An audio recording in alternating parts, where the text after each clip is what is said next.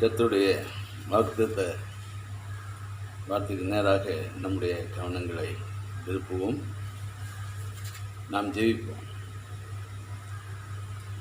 எங்களை நேசிக்கிற பரலோக பிதாவே, இந்த மாதத்துக்காக உங்களுக்கு நன்றி செலுத்துகிறோம். இந்த புதிய மாதத்தை ஜூன் மாதத்தை நாங்கள் காணும்படி அனுகிரகம் பண்ணீங்களே, அதுக்கு ஸ்தோத்திரம் பண்ணுறவரே.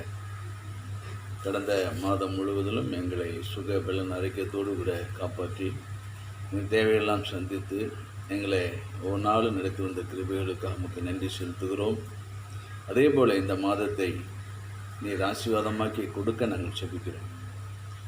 எங்கள் காலங்கள் உமது கரத்தில் இருக்கிறது என்ற வேதம் சொல்லுகிறது.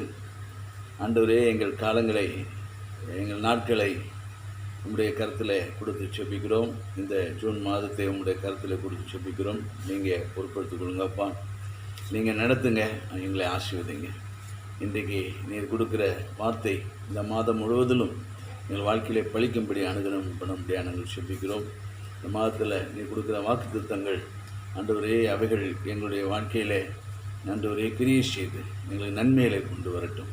இந்த வார்த்தைகளை எங்களுக்கு பரலோகத்திலிருந்து எங்களுக்கு ஆசீர்வாதமாய் கொடுக்க, ஆசீர்வதித்து கொடுக்க நாங்கள் செபிக்கிறோம். நீங்கள் பேசுங்க, நாங்கள் கேட்கிறோம். ஆண்டவர், இந்த நாமத்தை நீங்கள் எங்களிலே மகிமைப்படுத்துங்க, தொடர்ந்து நடத்துங்க. அப்படியே செய்கிறீங்க, அதுக்கு ஸ்தோத்திரம். இந்த வாக்குத்தத்த வார்த்தைகளுக்காக உங்களுக்கு நன்றி செலுத்துகிறோம். தொடர்ந்து எங்களை ஆசீர்வதித்து நடத்தும். இயேசுவின் நாமத்தில் ஜெபிக்கிறோம் பிதா. ஆமென், ஆமென். கர்த்தர் நம்மை ஆசீர்வதிப்பார். இன்றைய நாளிலும் கூட தேவனாலே நமக்கு தெரிந்து கொடுக்கப்பட்ட வார்த்தை தீர்க்க தரிசன புத்தகமாகிய ஆபக்கூக்கில் 3வது அதிகாரம்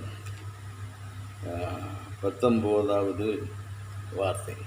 3:19. ஆபக்கூக் 3:19. ஆண்டவராகிய கர்த்தரின் பலன், அவர் என் கால்களை மான் கால்களை போலாக்கி உயரமான ஸ்தலங்களில் என்னை நடக்க பண்ணுவார். இதுதான் இந்த மாதத்தில், இந்த ஜூன் மாதத்தில் ஆண்டவர் நமக்கு கொடுக்குற வாக்குத்தத்தம். அவர் கர்த்தராகிய தேவன் உங்களுடைய என்னுடைய கால்களை மான் கால்களை போலாக்கி உயரமான ஸ்தலங்களிலே உங்களையும் என்னையும் நடக்க பண்ணுவார். தான் இன்றைக்கு ஆண்டவர் நமக்கு கொடுத்திருக்கிற வார்த்தை. நம்முடைய கால்களை கால்களை போல ஆக்கி நம்மை உயர் ஸ்தலங்களிலே நடக்க பண்ணுவார். இந்த மாதத்தில் நம்முடைய கால்களை கால்களை போலாக்கி உயர் ஸ்தலங்களிலே நம்மை நடக்க பண்ணுகிற தேவன் அவர். நம்மை உயர் ஸ்தலங்களிலே தேவன் நம்மை நடக்க பண்ணுவார். உயர்ந்த ஸ்தலங்களிலே, மேன்மையான இடங்களிலே தேவன் நம்மை நடக்க பண்ணுவார் என்று ஆண்டவர் நமக்கு வாக்கு கொடுக்கிறார். உயர் ஸ்தலங்களிலே நம்மை நடக்க பண்ணுகிற தேவன் இந்த மாதத்தில் நம்மை நடக்க பண்ணுவார். இதை கேட்டுக்கொண்டிருக்கிற அல்லது பார்த்து கொண்டிருக்கிற நீங்கள் இதை விசுவாசிப்பீர்களானால் அது உங்கள் வாழ்விலே இந்த மாதத்தில் நடப்பதை நீங்கள் பார்ப்பீர்கள். விசுவாசம்தான். நம்ம ஆண்டவர் நம்ம என்னோடு கூட பேசியிருக்கிறார். கர்த்தர் இப்படியே என்னை ஆசீர்வதிப்பார் என்று சொல்லி நாம் விசுவாசமாய் அதை நாம் வாழ்க்கையில் எதிர்பார்க்கும்போது, அவர் சொன்ன வார்த்தைகளின்படி நாம் நடக்கும்போது, நாம் அவைகளை எல்லாவற்றையும், இந்த வாக்குத்தத்தங்களை நாம் சுதந்திரித்து கொள்ள முடியும். சிலருடைய வாழ்க்கையிலே வாக்குத்தத்தங்கள் பலிக்காமல் போவதற்கு காரணம் என்னென்று சொன்னால், அவர்கள் விசுவாசம் இல்லாமல் அதை கேட்டு அதை வாழ்நாட்களில், தன்னுடைய மாதத்தின் நாட்களிலே விசுவாசம் இல்லாமல் அதில் அந்த காரியத்தில் இருப்பதனால்தான் அவர்கள் அதை ஆசீர்வாதத்தை சுதந்திரித்து கொள்ள முடியாமல் போகிறது. தேவனால் கூடாத காரியம் ஒன்று இல்லை. கர்த்தர் இந்த இவைகளெல்லாம் கொடுத்து நம்மை ஆசீர்வதிக்க போதுமானவராக இருக்கிறார். விசுவாசித்தால் நாம் தேவனுடைய மகிமையை காண முடியும். விசுவாசித்தால் காண முடியும். மரித்த எல்லா சூழ்நிலைகளையும் ஆண்டவர் உயிர்ப்பிக்கக்கூடிய வல்லமை பொருந்தியவர். அவர் வாக்கு கொடுத்தது தான் அந்த வாக்கு ஒரு நாள் மாறாது. ஆனால் எல்லா வாக்குத்தத்தங்களுக்குமே ஆண்டவர் ஒரு கண்டிஷன் வைத்திருக்கிறார். அது அந்த அந்த வாக்குத்தத்தங்களை எல்லாம் நிறைவேற்றுவதற்கு எல்லாவற்றிலையுமே ஒரு கண்டிஷன் இருக்கும். உதாரணமாக சொல்லப்போனால், முதலாவது தேவனுடைய ராஜ்யத்தையும் அவருடைய நீதியை நீங்கள் தேடுங்கள், அப்பொழுது இந்த உலகத்து ஆசீர்வாதங்கள் எல்லாம் உங்களுக்கு கொடுக்கப்படும். அதுபோல தான் எல்லாவற்றிலும் எல்லாவித வாக்குத்தத்தங்களிலும் நமக்கு கண்டிஷன்ஸ் உண்டு. சில காரியங்கள் நம்மளுக்கு இப்படி நடந்தால் தான் இப்படி கிடைக்கும். ஆமாம், தகுதியாக்கி ஆசீர்வதிக்கிற தேவன். அப்போ நம்ம தகுதியாக்குறதுக்கு நாம் எப்படி நடக்க வேண்டும் என்ற காரியங்களை ஆண்டவர் கற்றுக் கொடுக்குறார். இன்றைக்கு ஆண்டவர்களுக்கு கூட கொடுக்குற வாக்குத்தத்தத்தில் கூட ஆண்டவர் சொல்கிறார், உன் கால்களை மான்களின் கால்களை போல ஆக்கி உன்னை உயர் ஸ்தலத்திலே உலாவ பண்ணுவேன். அப்போ உயர் ஸ்தலத்திலே இருக்கக்கூடிய ஒரு உன்னதமான நிலைமையை நமக்கு ஆசீர்வாதத்தை கொடுக்க தேவன் சித்தமுள்ளவராக இருக்கிறார். ஆனால் அது மான்கள் எப்படி உயர் ஸ்தலத்திலே உயரமான இடங்களிலே கண்மலைகளிலே அந்த உயரமான இடங்களில் கூட பயப்படாமல் ஏறி போகிறதோ, அதுபோல் நம்மை உயரமான ஸ்தலங்களிலே ஆண்டவர் நம்மை உலாவ பண்ணுவார். ஆனால் அதற்கு நம்முடைய கால்களை மான்கள் கால்கள் போல ஆக்குவார். அதுதான் முக்கியம். அப்போது மான்கள் கால்கள் போல இருந்தால் தான் நம்ம உயர் ஸ்தலத்திலே உலாவ முடியும். நாம் தேவனுடைய காரியங்களை என்ன எப்படி நடக்க வேண்டும் என்பதை நாம் அறிந்து கொண்டால் தான் ஆசீர்வாதங்களை எல்லாம் சுதந்திரித்து கொள்ள முடியும். எனவே ஒன்றை நாம் அதை சரி செய்யும் போது தான் ஆசீர்வாதம் கிடைக்கும். அதனால் ஆசீர்வதிக்கிற தேவன் நம்மை எப்படி ஆசீர்வதிப்பார்? நம்மை தகுதிப்படுத்தி ஆசீர்வதிப்பார். ஆமாம், தகுதிப்படுத்துவார் முதல்ல. அதனால தான் ஆண்டவர் சொல்கிறார், உன் கால்களை கால்கள் போலாக்கி உன்னை உயர்ஸ்தலத்திலே உலாவ பண்ணுவேன். அப்போ கால்கள் போலாக்கி, அப்போ கால்கள் எப்படிப்பட்டவர்கள், அதில் எப்படிப்பட்டவர்களாக ஆண்டு மாற்றுவார்? கால்கள் எப்படிப்பட்டவர்களாக இருக்கின்றன அதை நம்ம பார்த்து அந்த ஆசீர்வாதம் என்ன ஆசீர்வாதத்தை இந்த மாதத்தில் கொடுக்குறார் என்பதை நாம் அறிந்து கொண்டு நாம் அதை சுதந்திரித்துக் கொள்வோம். அதுக்கு முன்னதாக கால்கள் போலாக்குவேன் ஆண்டவர் சொல்கிறார். அப்போ கால்கள் எப்படிப்பட்டவைகள், அதை எப்படி ஆண்டவர் மாற்றுவார்? அதன் மூலமாக நான் கற்றுக்கொள்ளக்கூடிய சத்தியம் என்ன?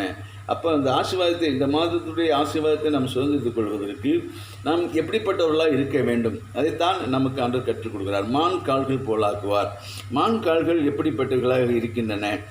எடுத்து வாசியுங்கள். சங்கீதங்களின் புஸ்தகம் எடுத்துக்கொள்ளுங்கள். சங்கீதங்களின் புஸ்தகம் 42ஆம் சங்கீதம் 42:1 42வது சங்கீதத்தில் முதல் வசனத்தை திருப்பிக் கொள்ளுங்கள். நான் வாசிக்கிறேன்.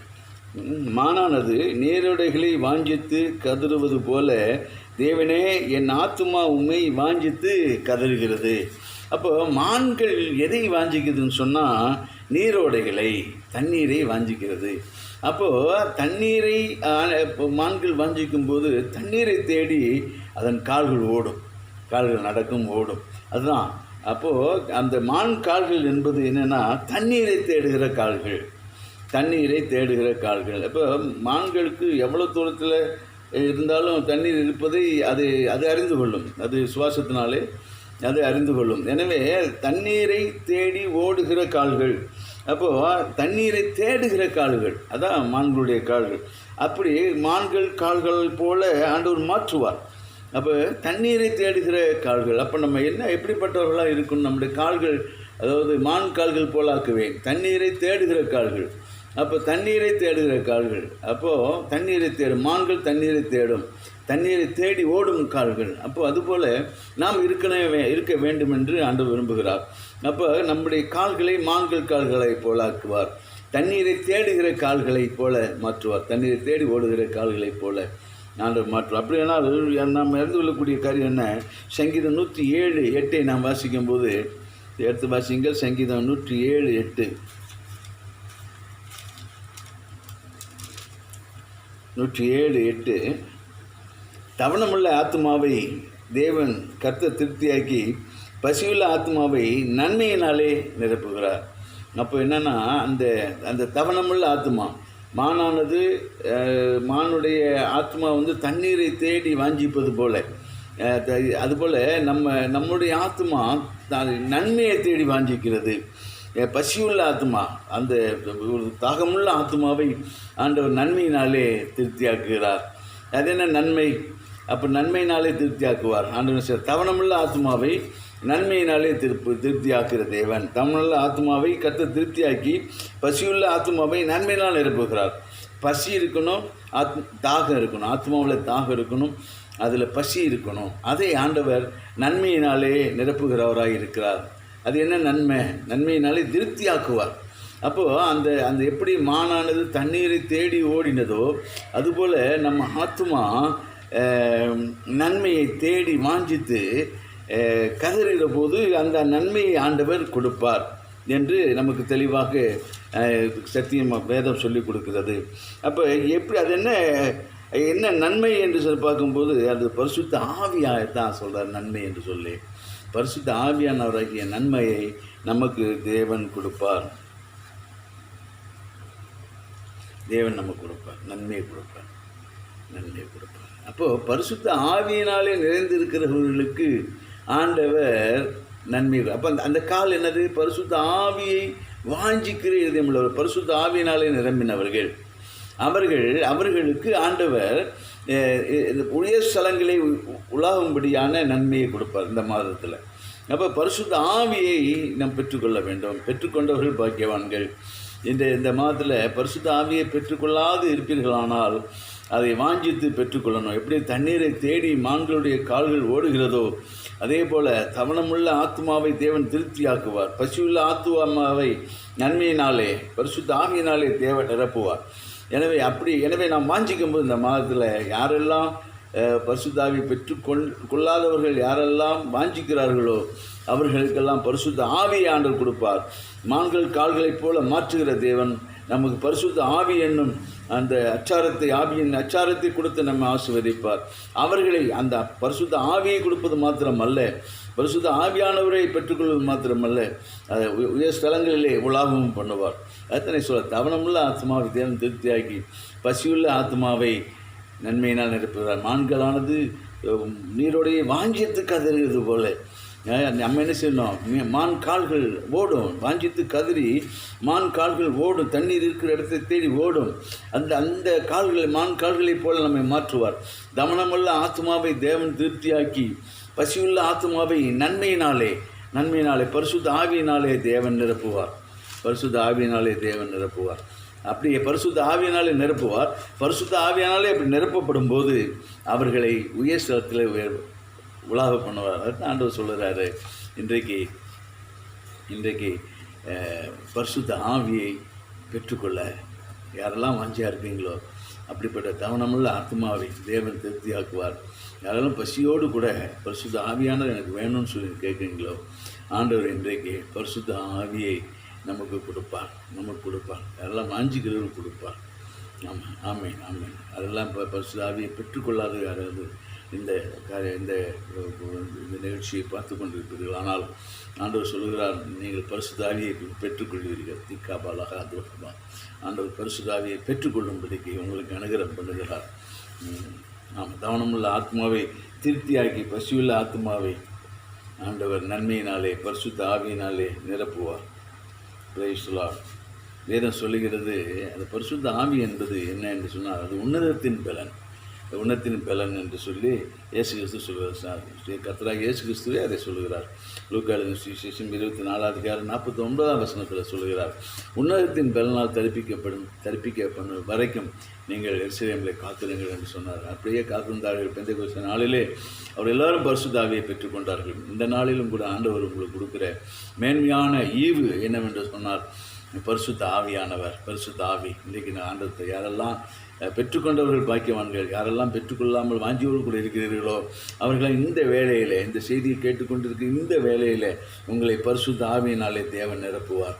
பரிசுத்த ஆவியினால் நிரப்பி ஆண்டவர் உங்களுக்கு கொடுக்கக்கூடிய ஆசீர்வாதம், இந்த மாதத்தில் ஆசீர்வாதம் என்ன ஆசீர்வாதம் என்று சொன்னால் உயர் ஸ்தலங்களிலே உங்களை உலாவ பண்ணுவார். சரி, ரெண்டாவது, மான்கள் கால்கள் எப்படிப்பட்ட கால்களுடையதாக இருக்கிறது எடுத்து நாம் வாசிப்போம். இன்னொரு வசனங்கள் கூட நாம் வாசிப்போம். நீதிமொழியின் புஸ்தகம் 6:5 நீதிமொழிகள் 6:5 எடுத்துக்கொள்ளுங்கள், திருப்பிக் கொள்ளுங்கள். எல்லாம் நல்லா தெரிஞ்ச வார்த்தைகள் தான். நீதிமொழிகள் 6:5 நான் வாசிக்கிறேன். வெளிமான் வேட்டைக்காரன் கைக்கும் குருவி வேடன் கைக்கும் தப்புவது போல நீ உன்னை தப்பு வைத்துக்கொள். அப்போது ஆண்டவர் என்ன சொல்ல, வெளிமான் வேட்டைக்காரன் கைக்கு தப்புவது போல. அப்போ மான் என்ன செய்யும் என்று சொன்னால், வேட்டைக்காரன் தன்னை தன்னை பிடித்து கொள்ளாதபடிக்கு மானுடைய கால்கள் வேட்டைக்காரனுக்கு தப்பி ஓடும். புரியுது? அதான் மான்கள் கால்களைப் போல நம்மளுடைய கால்களை மாற்றுவார். வேட்டைக்காரனுடைய கைக்கு தப்பித்து கொள்ளுகிற மான்களுடைய கால்களைப் போல நம்முடைய கால்களை ஆண்டவர் மாற்றுவார். வேட்டைக்காரன் என்பது யாரை பிசாசை குறிக்கிறது. பிசாசின் தந்திரங்களுக்கு நாம் தப்பித்து கொள்ளும்படி நாம் ஓட வேண்டிய காரியங்களை நாம் கற்றுக்கொள்ள வேண்டும் என்று தேவன் விரும்புகிறார். எப்படி மான்கள் வேடனுடைய கண்ணிக்கு தப்பி ஓடும், வேடனுடைய கண்ணிக்கு தப்பி ஓடும், வேடனுக்கு தப்பி ஓடும். வேடன் வலை விரிப்பான், மான்களை பிடித்து கொள்ளும்படிக்கு வேடன் வலை விரிப்பான். எனவே வேடனை கண்ட உடனே மான்கள் தப்பித்து கொள்ளும்படி ஓடும். அப்போது வேட்டைக்கு தப்புகிற கால்களை உடைய மான்கள், வேட்டைக்கு தப்பித்து கொள்ளுகிற கால்களை உடைய மான்கள். அப்போது தண்ணீரை தேடுகிற கால்களை உடைய மான்களை பற்றி பார்த்தோம். ரெண்டாவது, நம்முடைய கால்கள் எப்படிப்பட்ட கால்களாக மான்களின் கால்களாக இருக்க வேண்டும் என்று சொன்னால், வேட்டைக்கு தப்புகிற கால்களாக மான்களுடைய கால்களைப் போல நம்முடைய கால்களை மாற்றுவார். வேட்டைக்கு தப்புகிற மானின் கால்கள். அப்போ மான்கள் வேட்டைக்கு தப்பும். அப்போ அதுக்கு வேட்டைக்கு நம்ம தப்புறது போல நாம் எவைகளுக்கெல்லாம் தப்ப வேண்டும் என்று ஆண்டவர் விரும்புகிறார் என்று சொன்னால், எடுத்து வாசியுங்கள். 2 கொரிந்தியர் 6 அதிகாரம், 2 கொரிந்தியரில் 6 அதிகாரம் 17வது வார்த்தை. 2 கொரிந்தியர் 6:17 திருப்பிக் கொள்ளுங்கள், நான் எடுத்து வாசிக்கிறேன்.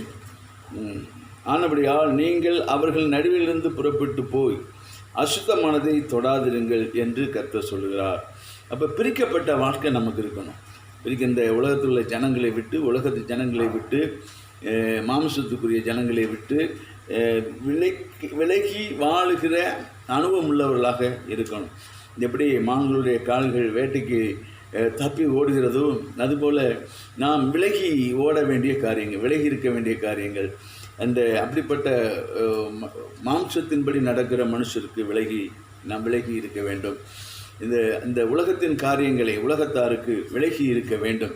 அங்கே அவர்கள் நடுவே நாம் வாழ்ந்தாலும் கூட அவர்களுடைய கலவாமல் பிரிந்து இருக்கிற, அதனால் அவர்கள் நடுவிலிருந்து புறப்பட்டு பிரிந்து போய் அசுத்தமானதை தொடாதிருங்கள் என்று சொல்ல. உலகம் நம்மை அசுத்தப்படுத்தும். அந்த உலகத்தின் காரியங்கள், மனுஷர்கள் மூலமாக வரக்கூடிய காரியங்களிலே நாம் அசுத்தப்பட்டு போகாதபடிக்கு, திட்டுப்பட்டு போகாதபடிக்கு நம்மை காத்து கொள்கிறவர்களாக இருக்க வேண்டும். எனவே அவர்களை விட்டு பிரிந்து நாம் இருக்க வேண்டும். அவர்களை விட்டு விலகணும். அப்போது எப்படி அவர்களை விட்டு பிரிந்து இருப்பது? எவர்களையெல்லாம் விட்டு பிரிந்து நாம் வாழ்வது? எவர்களெல்லாம் விட்டு நாம் பிரிஞ்சு வாழணும்னு சொல்லி ஆண்டவர் விரும்புகிறார். அவர்களை விட்டு பிரிஞ்சு வாழத்தான் விரும்புகிறோம். எவர்கள் எப்படிப்பட்டவர்கள் அவர்கள் எல்லாம் என்று, உலகத்தார்கள் எப்படிப்பட்டவர்கள், உலகத்தில் வாழுகிறவர்கள், உலகத்தை பிடித்து சுயநலமாக இருக்கிறவர்கள், அவர்களை விட்டு பிரிந்து நாம் வாழணும். மான்கள் எப்படி வேட்டைக்கு தப்பி ஓடுகிறதோ, வேட்டைக்காரனுக்கு தப்பி ஓடுகிறதோ, அதே போல் நாம் அவைகளை விட்டு பிரிந்து ஓடுகிற கால்களை உடையவர்களாக, பிரிந்து வாழ்வர்களாக இருக்க வேண்டும் என்று தேவன் விரும்புகிறார். அப்படிப்பட்ட கால்களை நமக்கு கொடுப்பார். அப்படியானால் நாம் யாரெல்லாம் விட்டு பிரிந்து எப்படி ஜீவிக்க வேண்டும் என்று நாம் பார்க்கும்போது, எடுத்து வாசியுங்கள். 2 தீமோத்தேயும், எவர்களை விட்டு பிரிந்து நான் வாழணும்? 2 தீமோத்தேயும் 3வது அதிகாரம், 2 தீமோத்தேயும் 3வது அதிகாரம் 2 முதல் 5 வார்த்தைகளை நான் வாசிக்கிறேன், நீங்கள் திருப்பிக் கொள்ளுங்கள். 2 தீமோத்தேயும் 3வது அதிகாரம் 2 முதல் 5 வசனங்கள் வரைக்கும் நான் வாசிக்கிறேன். எவைகளை விட்டு பிரிந்து எப்படி விலகி இருக்க வேண்டும், யாரையெல்லாம் விட்டு பிரியணும் பாருங்கள். வேதம் சொல்கிறது எப்படி எனில், மனுஷர்கள் எப்படிப்பட்டவர்களாக மாறுவாங்களாம்? தற்பிரியராயும், பணப்பிரியராயும், வீம்புக்காரராயும், அகந்தை உள்ளவர்களாயும், தூசிக்கிறவர்களாயும், தாய் தகப்பன்மாருக்கு கீழ்ப்படியாதவர்களாயும், நன்றி அறியாதவர்களாயும், பரிசுத்தம் இல்லாதவர்களாயும்,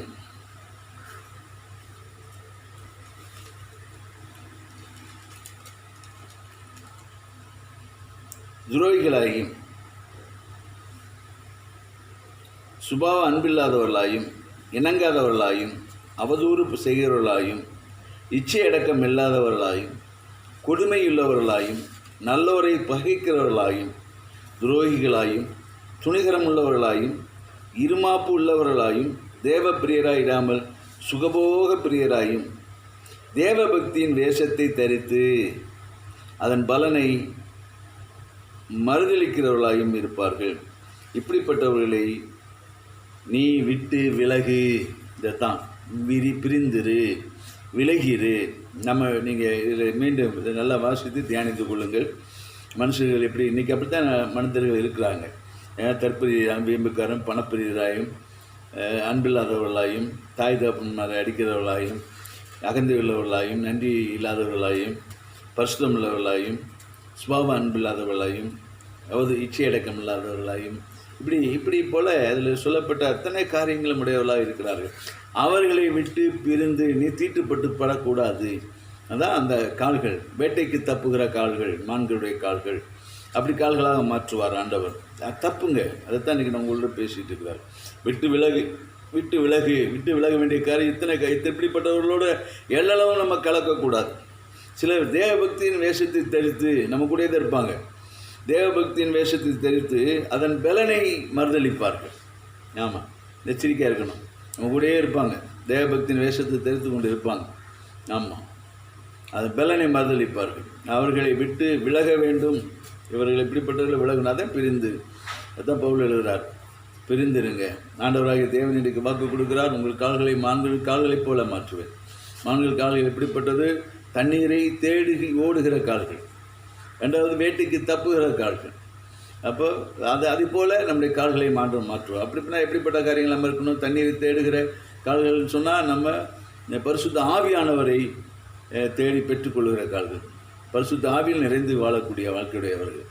ரெண்டாவது, வேட்டைக்கு தப்புகிறவர்கள். இப்படிப்பட்ட காரியங்கள், இப்படிப்பட்ட மனிதர்களை விட்டு விலகி இருக்கணும். ரெண்டாவது, ஆண்டவர் என்ன சொல்கிறாருன்னா, எதை விட்டு ஓடணும், விலகணும். மான்கள் எப்படி வேட்டைக்கு தப்புதோ, மான்கள் கால்கள் வேட்டைக்கு தப்பி எப்படி ஓடுகிறதோ, அதுபோல் எப்படிப்பட்ட கால்களை உடையவர்களாக இருக்கணும்னு சொன்னால் 1 கொரிந்தியர் 6:18 எடுத்து வாசிங்க. 1 கொரிந்தியர் 6:18 திருப்பிக் கொள்ளுங்கள். 6:18 நான் வாசிக்கிறேன். வேசித்தனத்திற்கு விலகியோடுங்கள். மனுஷன் செய்கிற எந்த பாவமும் சரீரத்துக்கு புறம்பாக இருக்கும். வேசித்தனம் செய்கிறவனோ தன் சுய சரீரத்துக்கு விரோதமாய் பாவம் செய்கிறார்.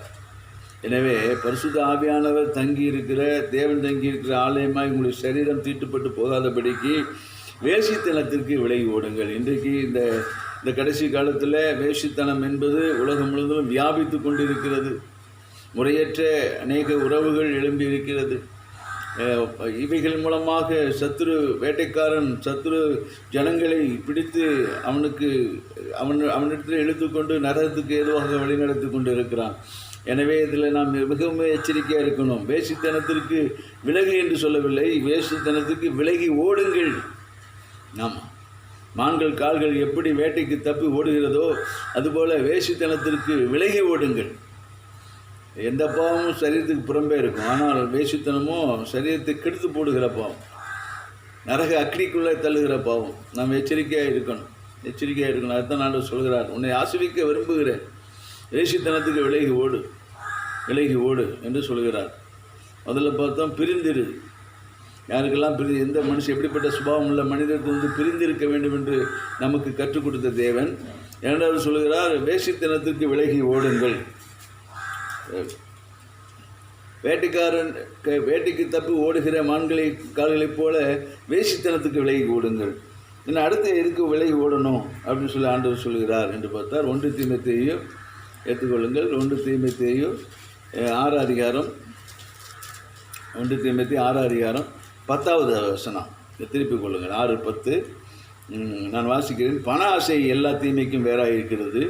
சிலர் அதை இச்சித்து விசுவாசத்தை விட்டு வழுவி அநேக வேதனைகளினாலே தங்களை குத்து கொண்டிருக்கிறார்கள். நீயோ தேவனுடைய மனுஷியே, நீயோ இவைகளை விட்டோடி நீதியையும் தேவபக்தியையும் விசுவாசத்தையும் அன்பையும் பொறுமையும் சாந்த குணத்தையும் அடையும்படி நாடு. 11 இப்படி சொல்லுகிறது. அப்போ 1 தீமோத்தேயு 6:10-11 படி பண ஆசை எல்லா தீமைக்கும் வேறாக இருக்கிறது. பணம் தேவைதான், பண ஆசை இருக்கக்கூடாது. பண ஆசைனாலே அநேக காரியங்கள். பணம் நம்மளுக்கு தேவை தான், பணம் எல்லாவற்றுக்கும் உதவும். ஆனால் பண ஆசை எல்லாவற்றுக்கும் தீமைக்கு வேறாக இருக்குது என்று வேதம் சொல்லுகிறது. பண ஆசையினால தான் இந்த மாதிரி கைவிட்டு பெறுதல், பண ஆசை தான் பல கொலைகளுக்கும் காரணமாக இருக்கிறது. எனவே பண ஆசையை நமக்கு இருக்கக்கூடாது. அதனால் என்ன வேதம் சொல்லிக் கொடுக்கிறது, தேவனுடைய மனுஷனே, தேவனுடைய மனுஷி என்று உங்களையும் என்னையும் பார்த்து சொல்லுகிற வார்த்தை. எனவே நீயோ அவைகளை விட்டு ஓடு, பண ஆசையை விட்டு ஓடுன்னு சொல்லார். இந்த மான்கள் கால்கள் எப்படி வேட்டைக்கு தப்பி ஓடுதோ அதுபோல் வேட்டைக்காரனுக்கு தப்பி, பிசாசுக்கு தப்பி, பிசாசின் கிரிகைகளுக்கு தப்பி நாம் தேவனை நோக்கி ஓடி, கானானை நோக்கி ஓடி, பரலோகத்தை நோக்கி ஓடுவதற்கு நாம் செய்ய வேண்டிய காரியங்கள் என்னென்னு சொன்னால், முதல்ல விட்டு பிரியணும். இந்த அப்படிப்பட்ட சுபாவம் இல்லை, நாம் பார்த்தோம். சுபாவம் இல்லை, மோசமான சுபாவம் இல்லை, மனுஷரை விட்டு பிரிந்து நாம் ஓட வேண்டும், வாழ வேண்டும். ரெண்டாவது, வேசித்தனத்துக்கு விலகி ஓடணும். மான்கள் கால்கள் எப்படி ஓடுதோ, வேட்டைக்கு தப்பி ஓடுதோ அதுபோல், வேட்டைக்காரனுக்கு தப்பி எப்படி மான்கள் ஓடுதோ அதே போல் நாம் என்ன செய்ய வேண்டும், இந்த வேசித்தனத்துக்கு விலகி ஓடணும். மான்கள் எப்படி விலகி ஓடுதோ, வேட்டைக்காரனுக்கு விலகி ஓடுதோ அதுபோல் நாம் என்ன செய்யணும்னா பண ஆசைக்கு விலகி ஓடணும். அதான் மான்கள் கால்கள் போல் ஆக்கி, இப்படிப்பட்ட கால்களை நம்முடையவளாக இருக்கும்போது ஆண்டவர் கொடுப்பார். நீங்கள் விசுவாசிக்குமா ஆண்டவர் கொடுப்பார். கவனமுள்ள ஆத்மாவை ஆண்டவர் பரிசுத்த ஆவியினாலே நிரப்புவார். அதே போல் வேட்டைக்கு தப்புகிற உங்களுக்கு ஆண்டவர் உதவியாக இருப்பார். நாம் என்ன செய்ய, நம்ம பிரயாசப்பட்டால் போதும், ஆண்டவர் நம்ம தப்பு வைப்பார். இப்படிப்பட்ட மோசமான சுபாவம் உள்ள மனுஷனுக்கு விலகணும். வாசிச்சோம் இல்லையா, 2 தீமோத்தேயு 3 வாசிச்சோம் இல்லையா, அப்படிப்பட்ட சுபாவம் உள்ள மனுஷருக்கு, மோசமான சுபாவம் உள்ள மனுஷருக்கு விலகி நாம் வாழ வேண்டும். ரெண்டாவது, வேசித்தனத்துக்கு விலகி ஓடணும். மூன்றாவது, பண ஆசைக்கு விலகி ஓடணும். மான்கள் கால்கள் இப்படி ஓடுகிறதோ, வேட்டைக்கு இப்படி ஓடுகிறதோ அதுபோல் நாம் ஓடும்போது ஆண்டவர் நம்மை உலாவ பண்ணுவார். எங்கே, மான்கள் கால்களை போலாக்கி உயரமான ஸ்தலங்களிலே நடக்க பண்ணுவார். உயரமான ஸ்தலம், அது எப்படி, என்ன உயரமான ஸ்தலம், எப்படிப்பட்ட காரியங்களை நம்ம உலாவ பண்ணுவார். எடுத்து வாசிப்போமா, உபாகமத்தின் புஸ்தகம் 32வது அதிகாரம், உபாகமம் 32, உபாகம் 32ல் 13வது வசனம். திருப்பிக் கொள்ளுங்கள். 32:13, பழைய பாட்டில் 265வது பக்கம் நான் வாசிக்கிறேன். பூமியில் உள்ள உயர்ந்த ஸ்தானங்களின் மேல் அவனை ஏறி வர பண்ணினார். வயலின் விளையும் பலனை அவனுக்கு புசிக்க கொடுத்தார். கண்மலையில் உள்ள தேனையும் கற்பாறையிலிருந்து வடியும்படி எண்ணெயையும் அவன் உண்ணும்படி செய்தார். அப்போது உயரமான ஸ்தானங்களிலே உன்னை நடக்க பண்ணுவேன். அப்போ உயரமான ஸ்தானம் என்பது எதை நமக்கு காண்பிக்குது? இந்த மாதத்தில் உயரமான ஸ்தானம், உயரமான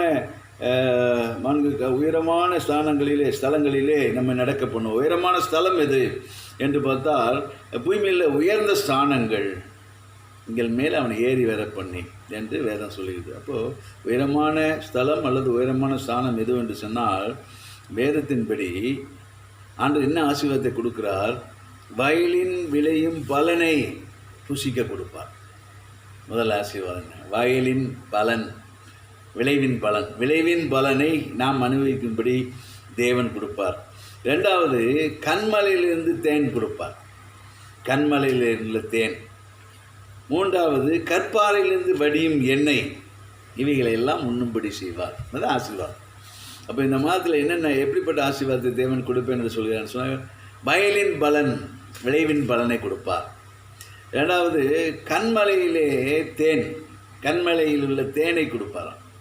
மூன்றாவது, கற்பாறையிலிருந்து வடியும் எண்ணெய் அவன் உண்ணும்படி செய்வான். எப்படிப்பட்ட ஆசீர்வாதத்தை கொடுக்குறாரு பாருங்கள். இந்த ஆசீர்வாதத்தை பெற்றுக்கொள்வதற்கு தான் நம்முடைய கால்களை மான்களின் கால்களைப் போல ஆக்குகிறார். பரிசுத்த ஆவியை பெற்றுக்கொண்டவர்களாக இந்த வேட்டைக்காரனுக்கு தப்பி, பிசாசுக்கு தப்பி ஓடும்படியான கால்களை நமக்கு கொடுக்கிறார். அவைகளின்படி நாம் இருக்கும்போது நம்மளை உயர் ஸ்தலங்களிலே நம்மை நடக்க பண்ணுவார். உயர்வான ஸ்தானம் என்றால் என்ன சொன்னால், அது ஆசீர்வாதத்தை குறிக்கிறது. என்ன ஆசீர்வாதம் என்று சொன்னால், வயலில்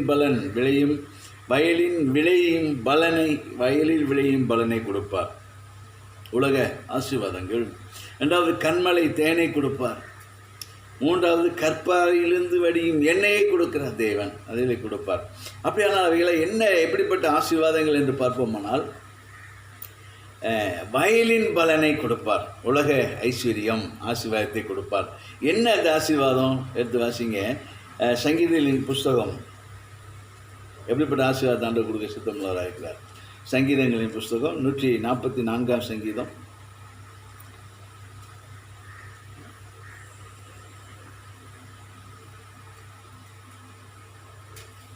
13, 14, 15 13, 14, 15 வசனங்களை திருப்பிக் கொள்ளுங்கள்.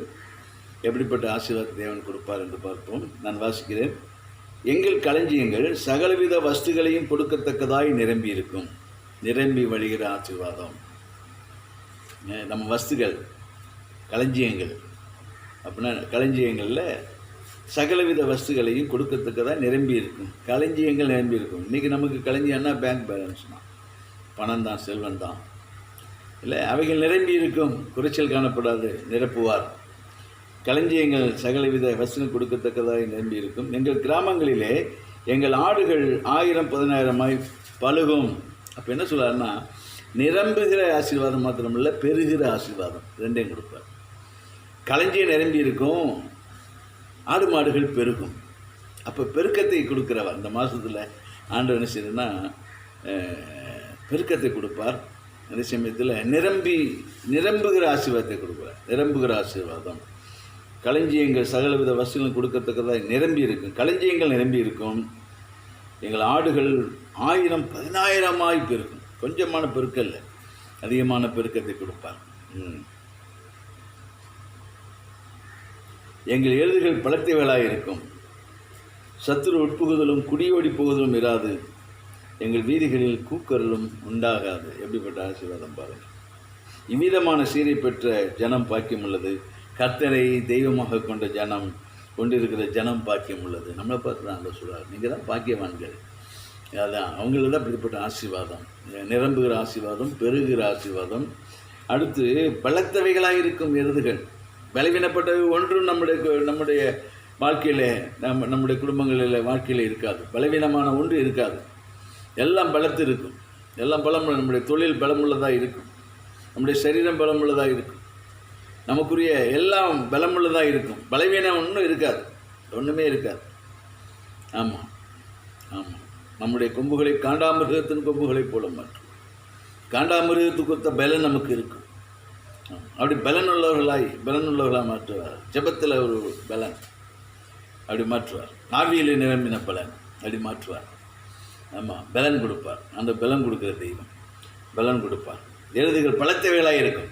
ஒன்றும் பலவீனமாக இருக்க முட்டி சாய்ச்சிட்டு போயிடும். விசாச கிரிகளை முட்டி சாய்ச்சிட்டு போயிடும். எழுதுகள் பலத்தவைகளாக இருக்கும். சத்துரு உட்புவதிலும் குடியோடி போவதிலும் இராது. உள்ள பிசாசுள்ள நுழைய முடியாது. பிசாசுள்ள நுழைய முடியாது. இப்படி நம்மளை ஆசீர்வதிப்பான். குடி ஓடி போவதில் இருக்காது. வீட்டை விட்டு, ஊரை விட்டு, உலகத்தை விட்டு ஓடி போகிறது இருக்காது. குடி ஓடி போவதில் இராது. அப்படிப்பட்ட ஆசீர்வாதத்தை கொடுப்பார். இதுதான் எப்படிப்பட்டதுன்னு சொன்னால், நம்ம பூமியின் உயர்ந்த ஸ்தானம், வயலின் பலன், இதெல்லாம் வயலின் பலன். அந்த வயலின் பலத்தை கொடுப்பேன் என்று உபா 32:13 மூலமாக ஆண்டு சொல்கிறார். ரெண்டாவது, கண்மலை தேன். கண்மலை தேனை கொடுப்பார். ஆமாம், கண்மலை தேன் என்னது? முதல்ல உலகின் ஐஸ்வர்யங்களும் ஆசீர்வாதங்கள் எல்லாம் கொடுத்தார். ஆமாம், நிரம்புகிற ஆசீர்வாதம், பெருகிற ஆசீர்வாதம், பலனுள்ள ஒரு ஆசீர்வாதத்தை ஆண்டவர் கொடுத்தார். ரெண்டாவது என்ன சொல்கிறார்னா, கண்மலை தேனினாலே உன்னை திருப்தியாக்குவார். கண்மலை தேன் எடுத்து வாசிங்க. சங்கீதங்களின் புஸ்தகம் 19ஆம் சங்கீதம் 7-10 சங்கீதம் 19 எடுத்துக்கொள்ளுங்கள். சங்கீதம் 19 7 10 நான் வாசிக்கிறேன். கர்த்தருடைய வேதம் குறைவற்றதும் ஆத்மாவை உயிர்ப்பிக்கிறதுமாக இருக்கிறது. கர்த்தருடைய சாட்சி சத்தியமும் பேரை ஞானமுமாக இருக்கிறது. கர்த்தருடைய நியாயங்கள் செம்மையும் இருதயத்தை சந்தோஷிக்குமாக இருக்கிறது. கர்த்தருடைய கற்பனை தூய்மையும் கண்களை தெளிவிக்கிறதுமாக இருக்கிறது.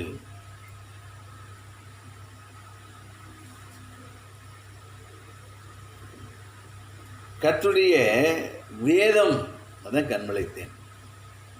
கண்மலை தேனினாலே உன்னை திருப்தியாக்குகிற தேவன்.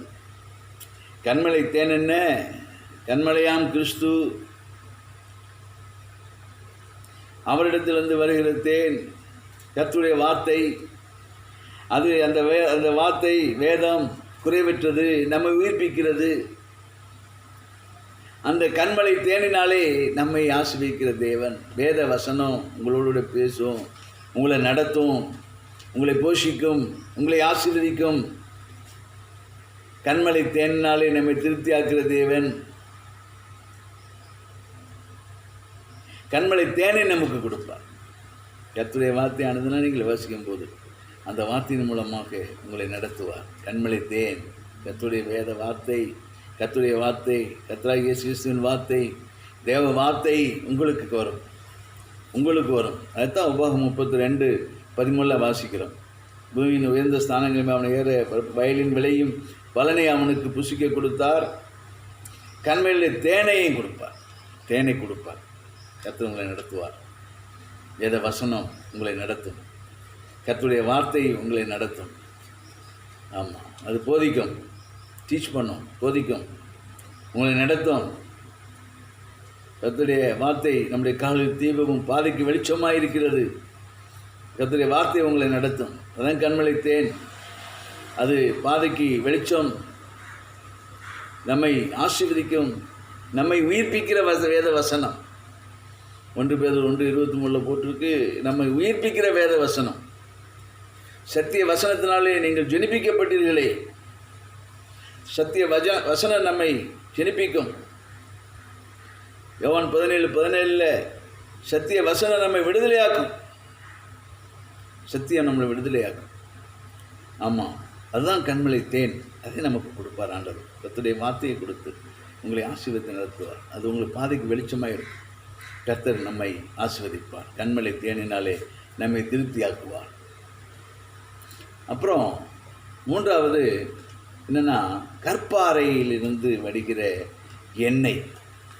கற்பாறை எண்ணெயினாலே கற்பாறையில் வடியும் எண்ணெயையும் அவர் உண்ணும்படி செய்வார். கற்பாறை எண்ணெய், கற்பாறை எண்ணெய் என்ன எதுனா, அதுதான் கற்பாறை என்று சொல்லக்கூடியது கண்மலையாம் கிறிஸ்து. அந்த கற்பாறையிலிருந்து வடிகிற எண்ணெய் பரிசுத்த ஆவியானவர், பரிசுத்த ஆவியானவர், பரிசுத்த ஆவியானவர். அதை நமக்கு கொடுப்பார். அப்படின்னா என்ன அர்த்தம்? பரிசுத்த ஆவியானவர் கொடுப்பார் என்ன அர்த்தம்? எடுத்து வாசிங்கள். ரோமருக்கு எழுதின நிருபம் 14:17. ரோமர் 14:17. அப்போஸ்தலனாகிய பவுல் திருப்பிக்கொள்ளும். ரோமர் எழுதின நிருபம் 14வது அதிகாரத்தில் 17வது வார்த்தையை திருப்பிக் கொள்ளுங்கள். அதை நான் வாசிக்கிறேன். அருமையான வார்த்தை. தேவனுடைய ராஜ்யம் புசிப்பும் குடிப்பும் அல்ல, அது நீதியும் சமாதானமும் பரிசுத்த ஆவியினால் உண்டாகும் சந்தோஷமாயிருக்கிறது. அப்போ பரிசுத்த ஆவியினாலே உண்டாகிற சந்தோஷம், கண்மையிலிருந்து வடிகிற தேன், கற்பாறையிலிருந்து வடிகிற எண்ணெய், கற்பாறையிலிருந்து வடிகிற எண்ணெய், அது சந்தோஷத்தை கொடுக்கிற ஆவி, பரிசுத்த ஆவி, பரிசுத்த ஆவியானவர். அப்போ தேவனுடைய ராஜ்யம் உங்களுக்குள்ளே வரும்.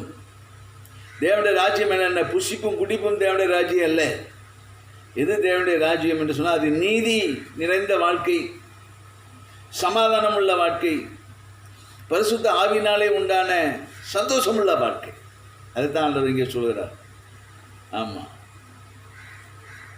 கற்பாறையிலிருந்து வருகிற எண்ணெய்.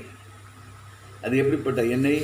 கர்த்தராகிய இயேசுவிலிருந்து புறப்பட்டு வருகிற பரிசுத்த ஆவியானவர். அவர் எப்படிப்பட்டவர்?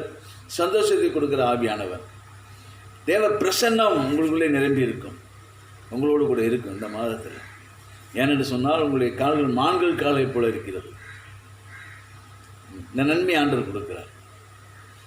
பரிசுத்த ஆவியினாலே உண்டாகக்கூடிய சந்தோஷம், பரலோக வாழ்வை தேவன் இந்த மாதத்தில் நமக்கு கொடுப்பார். சமாதானம் உள்ள, நீதி நிறைந்த, பரிசுத்த ஆவியினான் சந்தோஷத்தை உடைய ஒரு வாழ்க்கையை ஆண்டவர் கொடுப்பார். இப்படிப்பட்ட ஆசீர்வாதத்தை தேவன் கொடுக்க சித்தமுள்ளவராக இருக்கிறார்.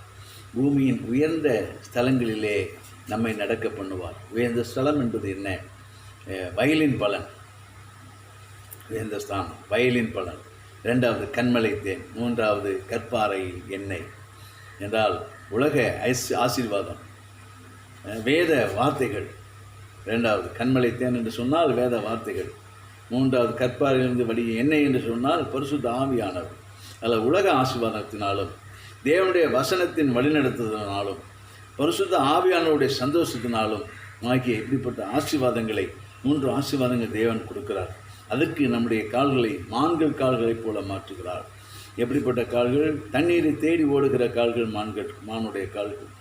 அதுபோல் வேட்டைக்கு தப்புகிற கால்கள் மான்களுடைய கால்கள். அதுபோல் கவனமுள்ள நம்முடைய ஆத்மாவை பசியாய் இருக்கிற நம்முடைய ஆத்மாவை நன்மையினாலே பரிசுத்த ஆவியினாலே நம்ம நிரப்புவார். பரிசுத்த ஆவியினாலே நிறந்தவர்களாய், வேட்டைக்கு தப்புகிறவர்களாய், பிசாசின் கிரிகளுக்கு தப்புகிறவர்களாய், நம்ம இந்த சுபாவத்தில் கெட்டுப்போன மனிதர்களை விட்டு பிரிந்து பண ஆசைக்கு விலகி ஓடி, வேசித்தனத்துக்கு விலகி ஓடி, மான்களை கால்கள் உடையவர்களாக இருக்கும்போது ஆண்டவர் உலக ஐஸ்வர்யத்தையும் ஆசீர்வாதத்தையும் வேத வசனத்தின் மூலமாக, தேவனுடைய வார்த்தையின் மூலமாக வருகிற வழிநடத்தலையும் ஆசீர்வாதங்களையும், தேவனுடைய பரிசுத்த ஆவியினால் வருகிற சந்தோஷத்தையும் பெற்று அவருக்கு சாட்சியாய் ஒரு சமாதானமுள்ள வாழ்வை இந்த மாதத்தில் நாம் வாழ முடியும். நம்முடைய எல்லா தேவைகளையும் ஆண்டவர் சந்திப்பார். நம்ம ஆசீர்வத்தை உயர்த்துவார். பெருக்கத்தையும் நிரம்புகிற ஆசீர்வாதத்தையும் தேவன் கொடுப்பார். நம்மளுக்குள்ளெல்லாம் பலத்தவளாக இருக்கும் மேன்மையான ஆசீர்வாதத்தை கொடுப்பார். கண்மலை தேனினாலே கர்த்தருடைய வார்த்தையினாலே நம்மை திருப்தியாக்குவார். பரிசுத்த ஆவியானுடைய சந்தோஷம் நிரப்புவார். மேலான ஆசீர்வாதங்களெல்லாம் பெற்றுக்கொள்வோமா? நம்முடைய கால்களைப் போல தேவன் மாற்றும்படி அவரிடத்தில் கேட்போமா? எல்லா கண்களை மூடி நாம் செய்விப்போம். நல்ல ஆண்டவரே, நீர் கொடுத்த வார்த்தைகளுக்காக நன்றி செலுத்துகிறோம். ஆண்டவரே, என்னுடைய கால்களைப் போல மாற்றி ஆண்டவரே, பூமியின் உயர் ஸ்தலங்களே உலாவச் செய்கிற அடக்க பண்ணுகிற தேவன் ஆண்டவரே. அப்பா, நாங்கள் நம்முடைய வார்த்தையின்படியே ஆண்டவரே காலை போல தண்ணீரை தேடி ஓடுகிற கால்களாக, ஆண்டவரே பரிசுத்த ஆவியை வாஞ்சிக்கிறவர்களாக, பரிசுத்த ஆவியை பெற்றுக்கொண்டவர்களாக வாழும்படி அனுகிரகம் பண்ணுகிறீங்கப்பா. அதற்காக ஸ்தோத்திரம் ஆண்டவரே, ஸ்தோத்திரம் ஆண்டவரே. இதே போல் வேட்டைக்கு தப்புகிற மான்களுடைய கால்களைப் போல ஆண்டவரே உலகத்தை விட்டு, உலகத்தின் கிரியைகளை விட்டு நாங்கள் தப்பி, வேசித்தனத்தை விட்டு விலகி ஓடி, ஆண்டவரே பணாசைக்கு விட்டு விலகி ஓடி நமக்கு பிரியமாய் நடக்கும்படியான ஆண்டவரே கிருபைகளை எங்களுக்கு தரும்படியாக சொல்கிறீர்கள். அப்பொழுது இந்த ஆசீர்வாதங்களை, உயர் ஸ்தலங்களை நடக்க பண்ணுகிற ஆசீர்வாதங்களை கொடுக்குறீர்கள் ஆண்டவரே. உலக ஐஸ்வர்யத்தினாலும் ஆசீர்வாதத்தை நிரப்புகிறீர். பெறுகிற ஆசீர்வாதம், நிரம்புகிற ஆசீர்வாதத்தினாலே எங்களை ஆசீர்வதிக்கிறீர். அதே போல் ஆண்டவரே கண்மலை தேனினாலே, ஆண்டவரே உம்முடைய தேவனுடைய வார்த்தையினாலே எங்களை ஒரு நாளும் நடத்துகிறீர் ஆண்டவரே.